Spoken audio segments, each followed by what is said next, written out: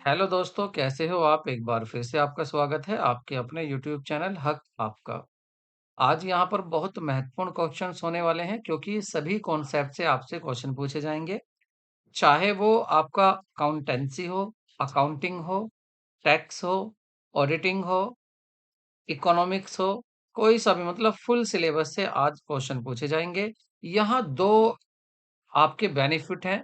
देखिए, पहला ये कि वो हमारे व्यूअर जो हमारे कैंडिडेट बेसिक जिनको बेसिक आता है, वो आगे उस प्रैक्टिस करना चाहते हैं, तो उनके लिए बहुत महत्वपूर्ण क्लास होने वाली है। और जिनको बेसिक नहीं आता, जिनको ज़ीरो से बिल्कुल नॉलेज चाहिए, ज़ीरो से क्लास देखनी है, ज़ीरो से तैयार करनी है, उनके लिए हमने कल कराया था आपका सोर्स डॉक्यूमेंट्स। ठीक है, वाउचर्स कराए थे, वाउचर समझाए थे। और नेक्स्ट क्लास जो होगी वो आपकी ट्रायल बैलेंस होगी। ट्रायल बैलेंस क्या होगा, कैसे होगा, कितने क्वेश्चन ट्रायल बैलेंस से बन सकते हैं, वो हमारी नेक्स्ट क्लास में होगा। तो इस क्लास में क्या होगा, बहुत ही इंपॉर्टेंट क्वेश्चन, जहां पूरी पूरी उम्मीद रहती है कि यहाँ से एग्जाम में जरूर पूछा जाएगा, वो क्वेश्चन आज आपके सामने है। उम्मीद करते हैं आपने चैनल को सब्सक्राइब कर लिया होगा, क्योंकि सब्सक्राइब करने से आपका कोई लॉस नहीं है। There is no loss for you, but this is profit for commerce community, क्योंकि कॉमर्स कम्युनिटी कहीं ना कहीं स्ट्रांग होती है यदि आप चैनल सब्सक्राइब करते हैं। हमारे पढ़ाने वाले ज्यादा हों, हमारे पढ़ने वाले ज्यादा हों, हमारे स्कूल ज्यादा हों कॉमर्स का, तभी हमारे कॉमर्स कम्युनिटी आगे बढ़ सकती है। तो शुरू करते हैं आज की क्लास को। अब बीच में कोई बातें नहीं होंगी। उम्मीद करता हूँ क्वेश्चन आपने ये अगर करने वाले हो तो आपने ये सोल्व कर लिया होगा। अब इस क्वेश्चन को मैं बताता हूँ कैसे करना है। देखिए, पूरे वर्ष शुद्ध विक्रय दिया हुआ है 2,50,000, देनदार दिए हुए हैं 50,000, तो उधार विक्रय का दैनिक औसत होगा। कह रहे हैं if the net sale of the whole year is 250 and debtors are 50,000, then average daily credit sale will be. Average daily credit sale यहाँ पर पूछा है। इसको आप क्या कह सकते हैं, इसके साथ ही साथ आप इसको ये भी कह सकते हैं कि यहाँ पर आपका एवरेज कलेक्शन पीरियड भी हम इसको कह देते हैं। क्या बोल देते हैं इसको इंग्लिश में? Average collection period. तो आपसे यही पूछा गया है, average collection period, average collection period. और इसका आपको फॉर्मूला पता होगा। इसका फॉर्मूला होता है, फॉर्मूला क्या होता है इसका? फॉर्मूला होता है, इसमें डेटर्स लिख दिए जाते हैं, हमारे एवरेज डेटर्स। अब यहाँ पर तो डेटर्स एक ही दिए हुए हैं, तो यहाँ पर एक ही डेटर्स लिख जाएंगे। दो होते तो एवरेज लिख लेते, दोनों को जोड़कर आधा। और जो नेट सेल होती है उससे हम डिवाइड कर देते हैं और मल्टीप्लाई कर देते हैं यहाँ पर 365 डेज की, अगर डेज में आंसर आ रहा है। महीनों में आंसर होता तो फिर हम महीनों की कर देते हैं यहाँ, लेकिन दिनों में आंसर दिया हुआ है तो दिनों की कर देंगे। यहाँ पर डेटर्स कितने हैं हमारे? 50,000 के हमारे डेटर्स हैं। और अपॉन में लिखेंगे नेट सेल 2,50,000। इसमें मल्टीप्लाई करेंगे 365 की। और 365 की जब आप मल्टीप्लाई करोगे तो यहाँ 4 जीरो से 4 जीरो कट जाएंगी। 5 से इसको काटोगे आप 5 आ जाएगा, और 5 से इसको काटोगे तो 7। और यहाँ पर 1, और यहाँ पर आपका आ गया 3। ठीक है, क्योंकि ये कितना था, ये 365 दिखाई नहीं दे रहा, मैं इसको साफ लिख देता हूँ। यह है आपका 365। तो 365 को आप डिवाइड कर लीजिए। तो जब आप इससे डिवाइड करेंगे 7 आ गया, बचा 1, फिर 5, तो 3 जा 15, तो ये आ गया आपका 73 डेज। तो 73 डेज यहाँ पर आपका करेक्ट आंसर होगा। ऑप्शन हो जाएगा आपका डी। ठीक है, फॉर्मूला आपको याद रखना है। क्या होता है फॉर्मूला? डेटर्स। और अगर यहाँ पर डेटर्स दो दिए होते तो क्या लिखते आप? तो यहाँ कर लेते आप एवरेज डेटर्स। क्या हो जाता? एवरेज डेटर्स हो जाते। और अपॉन में वही नेट सेल रहती और इनटू आपका 365 हो जाता। अगर महीने की बात होती तो यहाँ 12 लिख देते। ठीक है, तो ये आपको ये चीजें ध्यान रखनी है। नेक्स्ट क्वेश्चन की तरफ चलते हैं। सो नेक्स्ट क्वेश्चन बहुत ही अच्छा है। देखिए, आग से 5,000 रुपए का स्टॉक नष्ट हो गया, जिसमें 3,000 रुपए का बीमे का दावा हमारा स्वीकार हो गया। हमने क्लेम किया कि बीमे का, और वो स्वीकार भी हो गया, लेकिन केवल 3,000 रुपए का। 2,000 रुपए का डेबिट शेष किया जाएगा। तो यहाँ पर 2,000 रुपए जो है ये डेबिट शेष है, इसको क्या करोगे? डेबिट शेष का मतलब क्यों है? आपको इन्होंने क्यों बता दिया कि ये डेबिट शेष है? क्योंकि देखिए जब आपका नुकसान हुआ तो आपने क्या एंट्री बनाई होगी? तो आपने एंट्री बनाई होगी loss by fire, loss by fire account debit, क्योंकि ये क्या है हमारा लॉस है, नुकसान है। और टू क्या करते हैं हम, इस कंडीशन में मैंने आपको बताया था टू यहाँ पर परचेज या ट्रेडिंग अकाउंट कर देते हैं। ये कहाँ से पूरा हो जाता है? ट्रेडिंग अकाउंट से पूरा हो जाता है। अब यहाँ पर बात ये आती है कि देखिए आपका जो क्लेम था वो स्वीकार कर लिया गया, बट 3,000 रुपए का। तो ये जो यहाँ डेबिट में लॉस आ रहा है इसको अब नल्लीफाई करते हैं, खत्म करेंगे। तो कैसे होगा ये खत्म? देखिए जिस कंपनी ने, जो हमारी इंश्योरेंस कंपनी है, जो इंश्योरेंस कंपनी है हमारी, इंश्योरेंस कंपनी, उस इंश्योरेंस कंपनी को हम क्या कर लेंगे? इंश्योरेंस कंपनी अकाउंट को कर देंगे डेबिट, क्योंकि उससे पैसा हमें लेना है। लेकिन कितना लेना है? केवल 3,000 रुपए। ठीक है। और टू में क्या लिखेंगे? टू में हम इसको नलिफाई करने के लिए यहाँ पर ले आएंगे, क्योंकि यहाँ डेबिट था ये लॉस, अब क्रेडिट हो जाएगा, ये हो जाएगा loss by fire account, loss by fire account. ये कितना हो जाएगा? ये हो जाएगा 5,000। अब यहाँ पर डेबिट में कम आ रहा है, क्योंकि 3,000 तो यहाँ से पूरा हो गया। तो बाकी 2,000 रुपए को आप क्या करोगे? प्रॉफिट एंड लॉस अकाउंट में डेबिट कर दोगे। ये आपका क्या हो जाएगा? ये भी आपका नुकसान हो जाएगा, ये आपका लॉस होगा।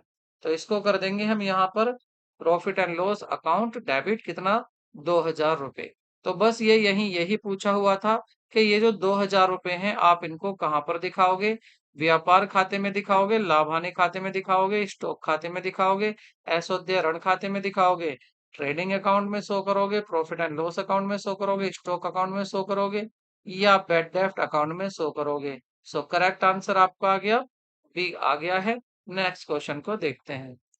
कोई भी ये परेशान ना हो कि इसकी पीडीएफ अगर आपको चाहिए तो हमारे टेलीग्राम चैनल पर, हक आपका टेलीग्राम चैनल है, आपको उसमें मिल जाएगी। आप आसानी से इसको डाउनलोड कर सकते हैं, इसको ले सकते हैं, सभी की पीडीएफ आपको वहीं पर मिल जाएगी।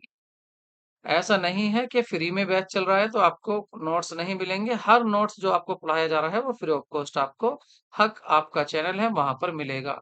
अगर आपको प्रॉब्लम है, हक आपका जो आप टेलीग्राम पर नहीं डाउनलोड कर पा रहे हैं, तो आप व्हाट्सएप नंबर, जो कि हमने पिछली वीडियो में बताया हुआ है, व्हाट्सएप नंबर पर आप व्हाट्सएप कर सकते हैं। आपको जिस नंबर पर भी आप मांगोगे उस पर आपको नोट्स मिल जाएगा।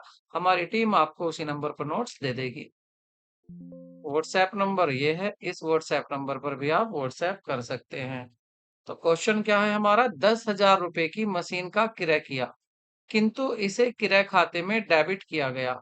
हमने इसे किस में कर दिया? क्रय खाते में डेबिट कर दिया। A machine worth 10,000 was purchase, but it was debited in the purchase account. देखिए एंट्री हमें करनी होती है जब मशीन खरीद रहे हो, मतलब फिक्स कैपिटल खरीद रहे हो, इसको हम कैपिटल एक्सपेंसेस कहते हैं। तो ये एंट्री बनती है मशीन, मशीनरी अकाउंट को तो कर देते हैं हम डेबिट, और टू अगर हमने नगद खरीदी है तो टू कैश अकाउंट क्रेडिट कर देते हैं। लेकिन यहाँ ऐसा नहीं हुआ, गलती से क्या हो गया? आपने क्या कर दिया? आपने सोचा कि जब ये खरीदा है तो खरीदने को तो परचेज कहते हैं, जब गुड्स खरीदते हैं, और परचेज को आपने डेबिट कर दिया और टू क्या कर दिया? कैश अकाउंट कर दिया। तो यहाँ पर भाई ये बहुत बड़ी गलती हो गई, करना था मशीन, कर दिया हमने ये। तो आपने कैपिटल एक्सपेंडिचर को क्या मान लिया? रेवेन्यू एक्सपेंडिचर मान लिया। तो पूछ रहे हैं बताइए, तो यह क्या है? लीपकीय अशुद्धि है, सैद्धांतिक अशुद्धि है, क्षतिपूरक अशुद्धि है, मतलब ये क्लरिकल एरर है, जो हमारे क्लर्क से एरर हो गई है छोटी मोटी वो है, या थ्योरेटिकल एरर सैद्धांतिक, मतलब एरर ऑफ प्रिंसिपल। क्या बोलेंगे इसको? थ्योरेटिकल नहीं बोलते, इसको कहते हैं एरर ऑफ प्रिंसिपल, इसको बोलते हैं error, error of principle,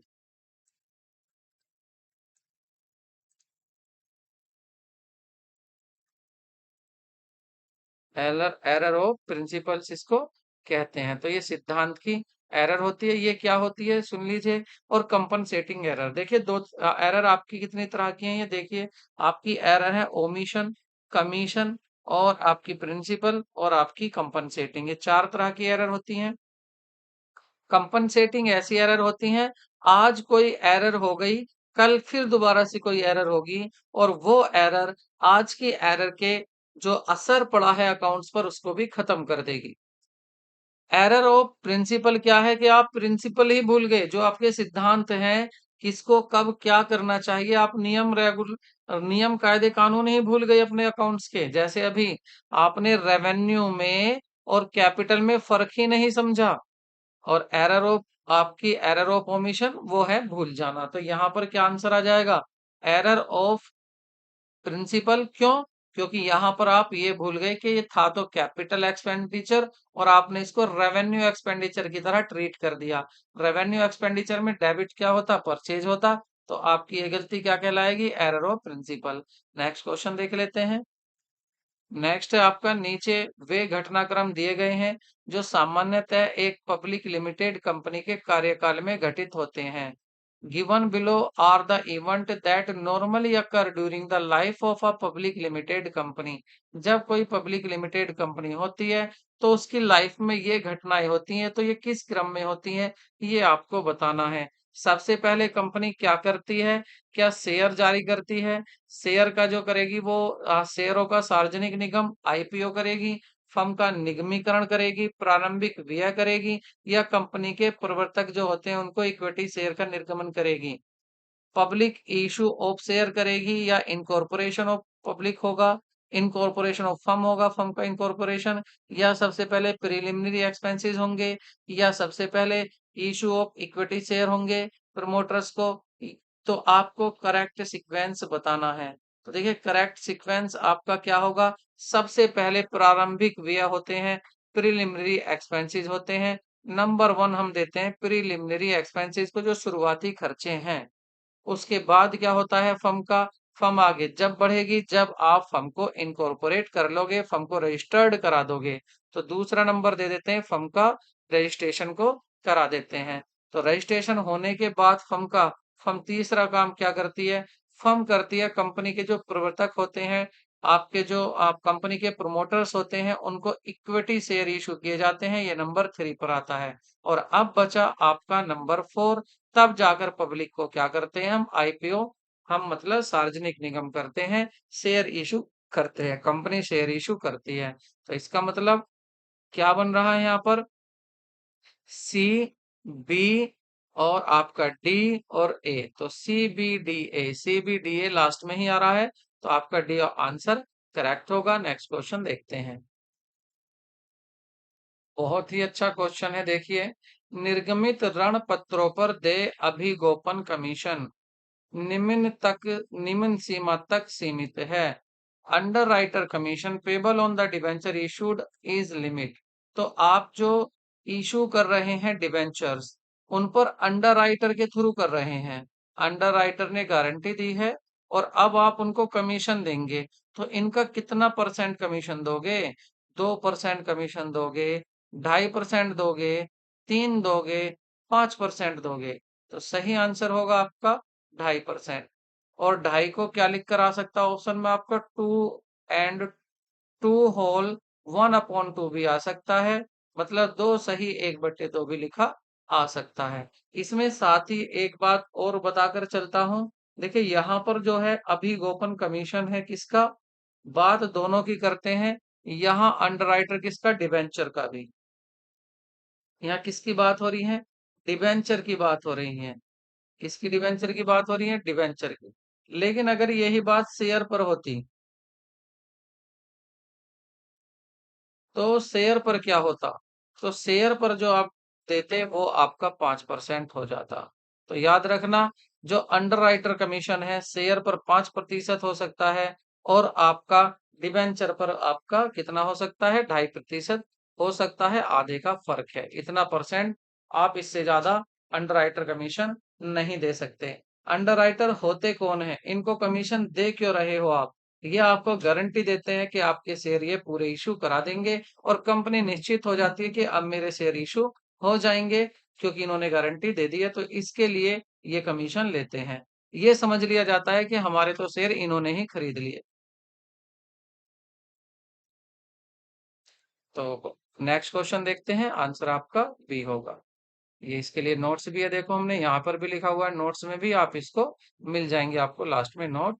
next है आपका कंपनी अधिनियम 2013 की धारा 53 के अनुसार सुरक्षा प्रीमियम खाते में शेष राशि का उपयोग निम्नलिखित में से नहीं किया जा सकता। यहाँ ध्यान रखना, किया जा सकता भी पूछ लेता है और नहीं किया भी जा सकता, दोनों तरह के क्वेश्चंस आते हैं। लाभांश का भुगतान नहीं कर सकते हो आप, शेयर के निर्गमन पर छूट को बट्टे खाते में नहीं डाल सकते, या पूर्ण चुकता बोनस शेयर जारी करना ये नहीं कर सकते, आप पूंजीगत हानि को पूरा नहीं कर सकते।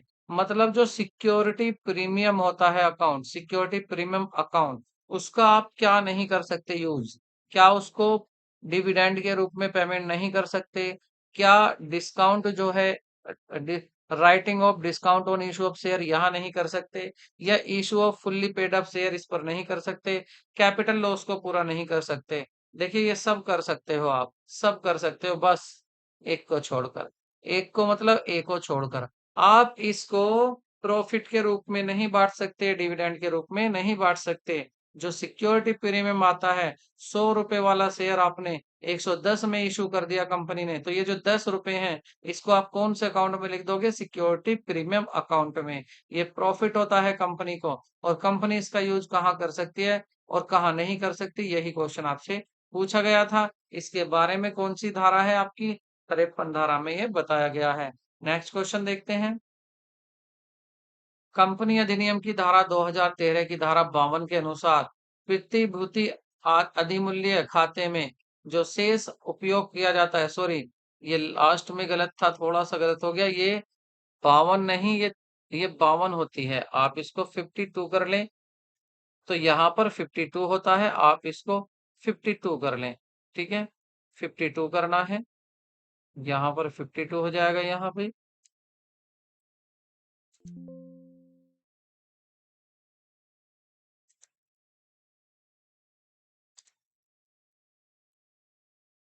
तो 52 यहाँ पर हो गया। नेक्स्ट क्वेश्चन देखते हैं हमारा क्या था, नेक्स्ट था कि आपकी जो कंपनी अधिनियम की धारा 2013 की धारा 52 के अनुसार प्रतिभूति अधिमूल्य खाता, यही है सिक्योरिटी प्रीमियम, इसका उपयोग अंशधारियों के लाभांश भुगतान हेतु नहीं किया जा सकता। ठीक है जी, नहीं किया जा सकता, जबकि निम्नलिखित कार्यों के लिए प्रतिभूति का प्रयोग किया जा सकता है। अब आ जाइए भाई, ठीक है आपने ये तो कह दिया कि इसको आप अंशधारियों के लाभ के रूप में नहीं दे सकते, लाभ के रूप में नहीं दे सकते हो, नहीं दे सकते, किसको, सिक्योरिटी प्रीमियम को। लेकिन ये जो सिक्योरिटी प्रीमियम है, इसका यूज कहाँ कहाँ कर सकते हो, अब ये पूछ रहा है। तो देखियो, नए अंशों के निर्गमन पर दिए जाने वाली छूट के समायोजन कर सकते हो, पूर्णतः चुकता बोनस अंशों का निर्गमन कर सकते हो। बोनस अंश मतलब बोनस शेयर वो है जो आप अपने पुराने शेयर होल्ड, आपने जो बोनस शेयर कौन से, जो आप अपने शेयर अपने कर्मचारियों को उनकी सेवा से खुश होकर दे रहे हो।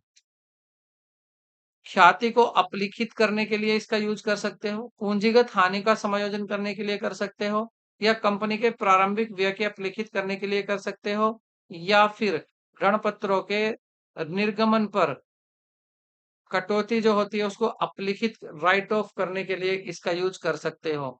तो सही आंसर क्या होगा, यहाँ पर आपको सही आंसर बताना है।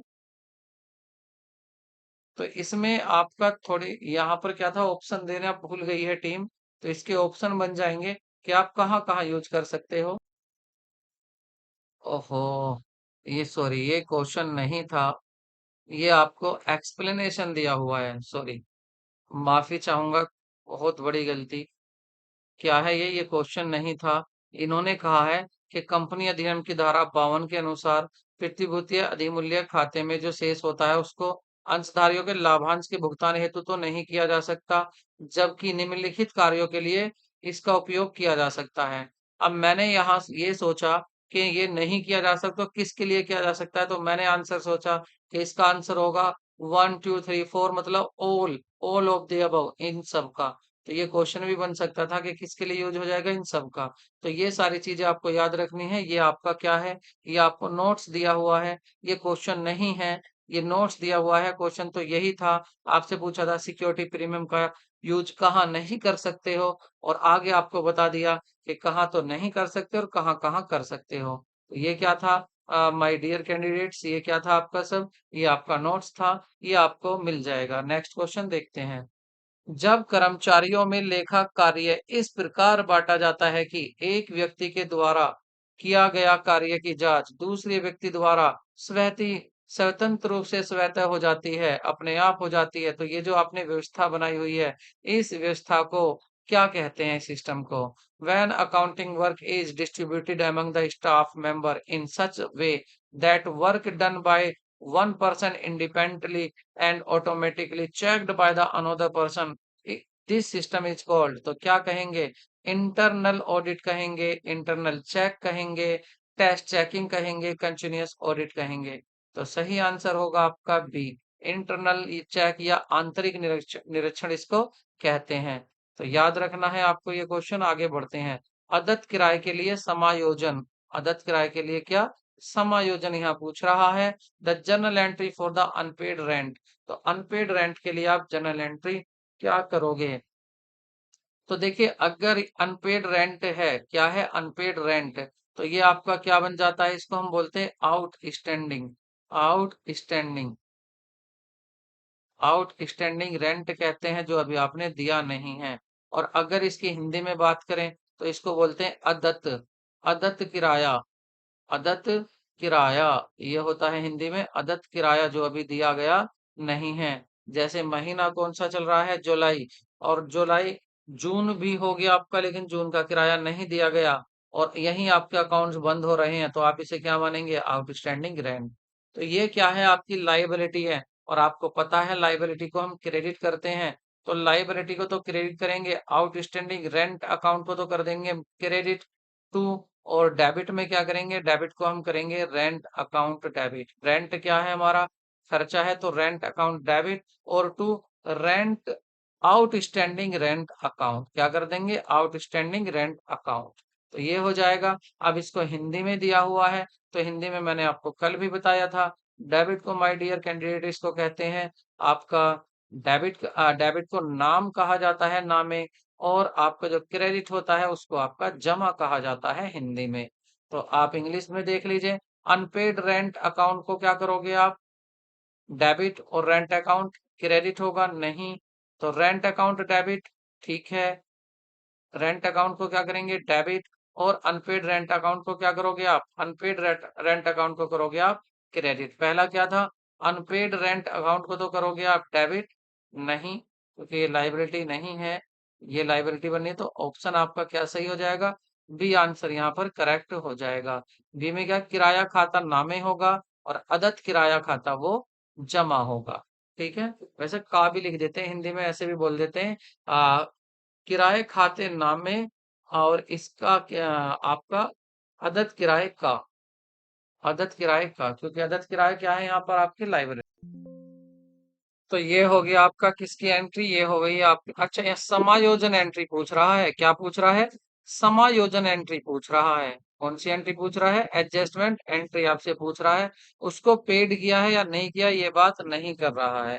ठीक है, तो करेक्ट एंट्री आपकी क्या हो जाएगी, ऑप्शन आपका यहाँ पर बी सही होगा।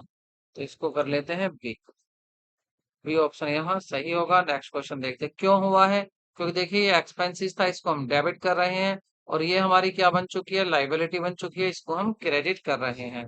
नेक्स्ट क्वेश्चन की तरफ चलते हैं।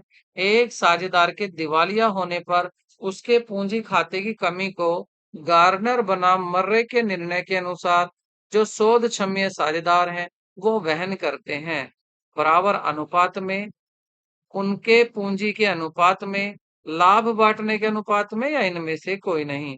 On the insolvency of a partner the deficiency of his capital account is borne by the solvent partner according to the decision of the Garners versus Murray।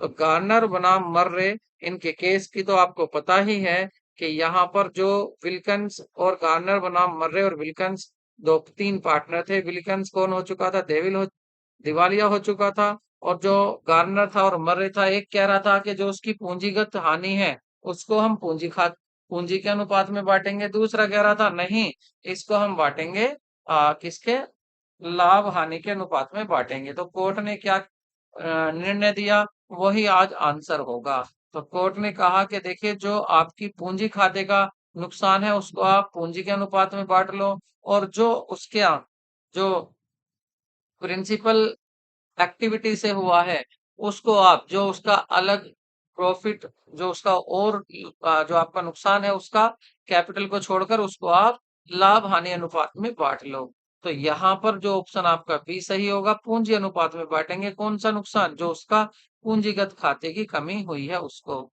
Next question देख लेते हैं। आंतरिक अंकेक्षण किया जाता है, इंटरनल ऑडिट इज डन। लाभांश की घोषणा में प्रबंध की सहायता के लिए किया जाता है, या पूंजी क्षरण को रोकने के लिए, उत्पादन लागत को कम करने के लिए, या मूल्य निर्धारण में मार्गदर्शन करने के लिए। To help the management in the declaring dividend, dividend declare में, या स्टॉप कैपिटल इरोजन के लिए, या रिड्यूस कॉस्ट ऑफ प्रोडक्शन, या guide in the price fluctuation. तो सही आंसर होगा ए। लाभांश की घोषणा में जो प्रबंध की सहायता करता है वो आंतरिक अंकेक्षण करता है। ऑप्शन आपका ए सही होगा। नेक्स्ट क्वेश्चन की तरफ बढ़ते हैं। नेक्स्ट क्वेश्चन है हमारा, ये इसकी एक्सप्लेनेशन है। और नेक्स्ट है हमारा, सामान्यतः भूनिष्ठ बराबर होता है, जनरली जो मैक्सिमम नहीं, ये क्या होता है जनरली, इसको लिखते हैं भूनिष्ठ को क्या बोलते हैं इंग्लिश में, इसको बोलते हैं मोड। इसको क्या बोलते हैं, मोड कहते हैं।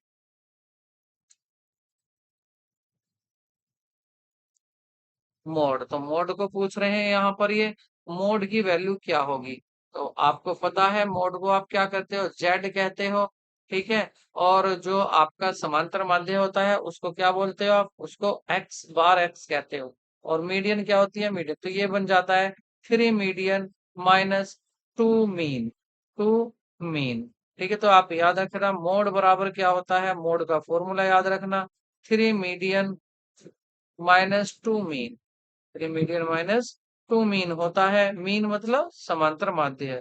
तो ये क्या था, बहुलक, हिंदी में क्या बोलेंगे इसको, बहुलक। तो बहुलक का क्या फॉर्मूला है आप याद रखें, 3 गुना तो हो जाता है आपका माध्यिका, माध्यिका, माध्यिका का 3 गुना, माइनस 2 गुना हो जाता है आपका समांतर माध्य है। ठीक है, तो आप इसको याद रखें, ये आपका फॉर्मूला है, और इसी से आप देख लीजिए आंसर आपका कौन सा सही आ रहा है, सी आपका आंसर करेक्ट आ रहा है। नेक्स्ट क्वेश्चन की तरफ चलते हैं। यदि संभाव्य विभ्रम 0.5 तथा n16 होता है तो सह संबंध गुणांक होगा। If the probable error is 0.5 and n is 16, then correlation of coefficient होगा। तो इसका फॉर्मूला याद रखना है आप, फॉर्मूला जो होता है इसका वो आप लिख लें। तो जो आपका संभाव्य प्रोबेबिलिटी, आपका जो विभ्रम होता है ये होता है PE is equal to 0.6745 1 minus R square upon N under root N. ठीक है, बस खेल सारा इसका फॉर्मूले का है, आपको फॉर्मूला ही याद रखना। देखो यहाँ पीई तो दिया हुआ है, ये रहा 0.5, तो 0.5 तो आपको गिवन है, ठीक है, 0.5 आपको गिवन है, और 0.6745 भी गिवन है, और यहाँ 1 माइनस सह संबंध गुणांक, ये आपसे पूछा है कि आर स्क्वायर ये क्या होगा, और अपोन में क्या है आपका, ये दिया हुआ है 16 का अंडर, तो ये तो 4 आ जाएगा सीधा सीधा, तो ये हो जाएगा 0.5 इंटू 4। ये 4 कहाँ से आया, ये बाहर आ गया 16, क्योंकि जब आपका इस तरह से होता है, इसको आप याद रखें, अगर आप पे इस तरह से होता है तो इसमें क्या करते हैं आप 16 को आप आगे बढ़ा लेंगे, 4 इंटू 4, और इसमें से एक 4 बाहर आ जाता है, 4 आंसर यहाँ। तो यही मैंने यहाँ किया है, ये जहाँ 4 आ रहा था, इस 4 को यहाँ इसके मल्टीप्लाई में लिख दिया, इसकी गुणा में लिख दिया। इधर क्या बचा, 0.6745, और इनटू आपका 1 माइनस आर स्क्वायर। तो आप क्या करेंगे, इसकी इसमें मल्टीप्लाई करेंगे, और इसकी इसमें मल्टीप्लाई करेंगे माइनस में, और फिर क्या करना है आपको, ये तो चला जाएगा उधर माइनस मल्टीप्लाई होकर, और ये आपका अपॉन में आ जाएगा। तो फाइनली आपका आंसर क्या आ जाएगा, ये आंसर आ जाएगा। आप इसको जरूर सोल्व कर लें, कैसे करना है पूरा सोल्व करके बताऊं क्या? अगर कर सकते हो बड़ी अच्छी बात है, अदरवाइज मैं ही इसको सोल्व कर देता हूँ। तो जगह कम है, मैं इधर आपकी जगह बना लेता हूँ। तो देखिए आपको कैसे सोल्व करना था ये, तो ये आ गया आपका, ये 20 हो गया, 4 की 5 में मल्टीप्लाई करेंगे 20, और ये 20 आ जाएगा, 0 पॉइंट भी लगेगा। आगे क्या है इधर? आगे आपका 0.6745, ये इधर अपोन में आ जाएगा, इसको अपोन में ले लेते हैं, तो ये क्या हो जाएगा? और इधर क्या था? इधर था आपका 1 - r², इसको अपोन में ले लो, ये जो 2 था 2 के अपोन में आ जाएगा आपका 0 पॉइंट, ये क्या था? 0.6745, और इधर क्या बचा? इधर बचा आपका 1 - r²। ठीक है, इसको क्या करना है? इसको यहाँ से डेसिमल हटा लेते हैं, 4 जीरो यहाँ पर आ जाएंगे। इसको डिवाइड कर लेते हैं, तो ये आ जाएगा आपका 2.9651। इधर क्या है? 1 - r², और 1 - r² बराबर ये उधर जाकर माइनस हो जाएगा, तो ये हो जाएगा आपका, देखिए माइनस साइन क्या दिखाता है, तो ये आ जाएगा आपका r की वैल्यू 0.7219। इसको कैलकुलेट कर लें। मेन बात क्या है इसमें? आगे तो मैथ्स ही है आपका, बस ये फॉर्मूला याद रखना है, ये जरूरी है। फॉर्मूला क्या है आपको? ये है इसका फॉर्मूला, पीई बराबर होता है 0.6745 इजिकल, और 1 - r² का अंडर रूट। नेक्स्ट देख लेते हैं। अंकेक्षक का प्रतिवेदन प्रस्तुत किया जाता है। The auditor report is submitted to. Auditor अपनी रिपोर्ट किसको देता है? कंपनी के संचालक को देता है, कंपनी के अंशधारी को देता है, कंपनी के बैंकरों को देता है, कंपनी के लेनदार को देता है। The director of the company उसको देगा ऑडिटर अपनी रिपोर्ट, या किसको सबमिट करेगा? या share holder of the company, जो कंपनी के शेयर होल्डर होंगे उनको देगा, या फिर बैंकर ऑफ द कंपनी उनको देगा, या क्रेडिटर ऑफ द कंपनी उनको देगा। तो सही आंसर होगा share holder of the company, company के अंशधारियों को ये प्रस्तुत करता है। नेक्स्ट क्वेश्चन देखते हैं। कंपनी अधिनियम 2013 डी के कौन सी धारा कॉर्पोरेट पहचान संख्या का आवंटन से संबंधित है? Which section of company 2013 the related to allotment corporate identify number. जो कॉर्पोरेट आइडेंटिफाई नंबर दिया जाता है, इसके बारे में अगर थोड़ा सा पढ़े तो इसका देख लेंगे। तो इसमें जो नंबर दिया जाता है आपको, कॉर्पोरेट आइडेंटिफाई नंबर दिया जाता है, तो कौन सी धारा में इसका उल्लेख है? तो इसकी जो धारा है वो है आपका सेक्शन 7(3) में इसमें उल्लेख है। नेक्स्ट क्वेश्चन देखते हैं। Out of the following statement important ethical principle of the business should be follow. Business के एथिकल जो नैतिक मूल्य हैं, कौन कौन से नैतिक मूल्य हैं जो फॉलो होने चाहिए? तो संबंधित उद्योग या व्यवसाय के विकास के लिए आवश्यक कार्यवाही करना चाहिए बिजनेस को? नहीं, ये इसमें एथिक्स में नहीं आते।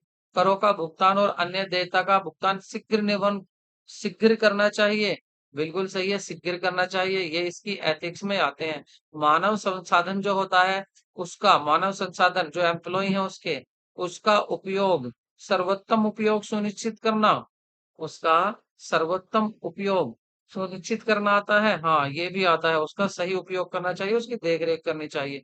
ग्राहकों को गुप्त रिश्वत या भुगतान से बचना चाहिए, गुप्त रिश्वत या भुगतान से बचना चाहिए, ये एथिक्स में नहीं आता। एथिक्स में नहीं आता, देखो बचना चाहिए, ये इसके रूल हो सकते हैं, बट ये एथिक्स में नहीं आता। उचित वेतन का भुगतान करना, बिल्कुल उचित भुगतान का करना चाहिए, ये भी इसकी नैतिक मूल्य है। तो सही आंसर क्या हो जाएगा? बी यहाँ पर सही आंसर होगा। ये ऑप्शन, ये क्वेश्चन बहुत अच्छा है, इसको आप अच्छे से तैयार कर लें। उपभोक्ता सहकारी स्टोर की स्थापना किसके द्वारा की जाती है? Consumer cooperative store is set up by, central government करती है, केंद्र सरकार, स्टेट गवर्नमेंट राज्य सरकार करती है। रजिस्ट्रार ऑफ कॉर्पोरेट सोसाइटी, सहकारी समिति के रजिस्ट्रार द्वारा की जाती है, या मेंबर्स के द्वारा, इसके सदस्यों के? तो सही आंसर होगा registrar of corporate of society, वही इसको मान्यता देता है, वही इसको करता है। नेक्स्ट क्वेश्चन देखते हैं। निम्नलिखित में से विदेशी मुद्रा विनिमय की विधि नहीं है। Which of the following is not method of foreign exchange. Foreign exchange की विधि कौन सी नहीं है? Bill of exchange, letter of credit, हुंडी, या टेलीग्राफिक ट्रांसफर। देखिए आप बाहर से जो आपकी विदेशी मुद्रा है बिल ऑफ एक्सचेंज से भी आ सकती है, लेटर ऑफ क्रेडिट से भी आ सकती है। हुंडी से नहीं आएगी, हुंडी केवल भारत में ही यूज होती है, भारत से बाहर नहीं यूज होती, वो भी भारतीय भाषाओं में ही यूज होती है। नेक्स्ट क्वेश्चन देखते हैं। विदेशी विनिमय संवर्धन बोर्ड निम्नलिखित से संबंधित और विनिमयों में संशोधित आ, संशोधन करता है। किसमें संशोधन करता है? The foreign investment promotion board, FIPB, revamp of the rule and regulation pertaining according to the foreign investment by NRIs, foreign investment या ये सभी। तो विदेशी निवेश संवर्धन बोर्ड जो है वो इन सभी नियमों और विनियमों का संशोधन करता है। ऑप्शन आपका क्या सही होगा? चाहे वो करता है केवल आपके अनिवासी भारतीयों के लिए। किसके लिए करता है वो? अनिवासी भारतीयों के लिए। इन्वेस्टर जो होते हैं NRI के, उनका ध्यान रखता है कौन? FIPB। क्या होता है ये? फॉरेन निवेश संवर्धन बोर्ड। तो इसका आप आंसर याद रखें और नेक्स्ट क्वेश्चन देखते हैं। स्वयं सहायता और सबके लिए प्रत्येक कथन किससे संबंधित है? स्टेटमेंट जो होता है self help and each for all, ये किससे रिलेटेड होता है? संयुक्त हिंदू परिवार फर्म से, सहकारी उद्यम से, या सहकारी फर्म से, या संयुक्त स्टॉक कंपनी से। तो ये होता है आपका कोऑपरेटिव एंटरप्राइजेस से। जो सहकारी समिति होती हैं, कमेटी होती हैं, उनसे रिलेटेड होता है कि सभी स्वयं सहायता के लिए वो समूह जो बनाते हैं, एक दूसरे की सहायता के लिए वो समूह बनाते हैं। नेक्स्ट क्वेश्चन देख लेते हैं। भुगतान संतुलन की गणना में समग्र भुगतान संतुलन in the computation of balance of payment, overall balance payment, मतलब भुगतान संतुलन की गणना में समग्र भुगतान संतुलन में ये क्या क्या आता है? तो यहाँ पर बैलेंस इन करंट अकाउंट और बैलेंस इन कैपिटल अकाउंट और स्टेटिकल डेफिशिएंसी ये आती है, इसको डेफिशिएंसी कर लें। या export goods and individual goods हो या इंडिविजुअल्स हो, इनविजिबल गुड्स हो, दोनों आएंगे, उनमें से माइनस इंपोर्ट कर दो। तो इसका सही आंसर होगा आपका D, export of good and invisibles. मतलब गुड्स और सर्विस जो आप कर रहे हैं उसका एक्सपोर्ट में से आप जो इंपोर्ट कम कर देते हैं, तो ये आ जाता है आपका बैलेंस ऑफ पेमेंट। क्या आ जाता है ये? बैलेंस ऑफ पेमेंट आ जाता है। नेक्स्ट वीडियो आपकी ट्रायल बैलेंस पर होने वाली है। बेसिक से लेकर उसके एडवांस क्वेश्चंस क्या बन सकते हैं, उन सब की हम बातें करेंगे। तो कल जो वीडियो आएगी टुमारो, आप उसको जरूर देखें। चैनल को सब्सक्राइब जरूर करें, क्योंकि सब्सक्राइब से आपका कोई लॉस नहीं है, बट हमारी कॉमर्स कम्युनिटी मजबूत होती है। और एक यही चैनल आपका ऐसा है जो आपको फ्री ऑफ कॉस्ट नोट्स भी दे रहा है, जो पढ़ा रहे हैं बिना थंब देखे। आपने यहाँ देखा वाटर मार्क भी नहीं लगाते कि इसमें वाटर मार्क लगा दिए, फ्री वाटर को मार्क आपको ये नोट्स मिल रहे हैं फ्री ऑफ कॉस्ट। आपका समय से कोर्स कराएंगे, आपका समय से मॉक टेस्ट होंगे, समय से आपके सभी काम होंगे, प्रैक्टिस होगी। आप लगे रहिए हमारे चैनल के साथ। चैनल को सब्सक्राइब जरूर करें। मिलते हैं नेक्स्ट वीडियो में। स्वस्थ रहिए, मस्त रहिए, तैयारी अपनी अच्छी करती रहिए। अफवाह पर ध्यान बिल्कुल भी मत दीजिए। शॉर्ट जितनी भी इंफॉर्मेशन अपडेट्स होती हैं हम उसको शॉर्ट में बता देते हैं। Take care, bye bye.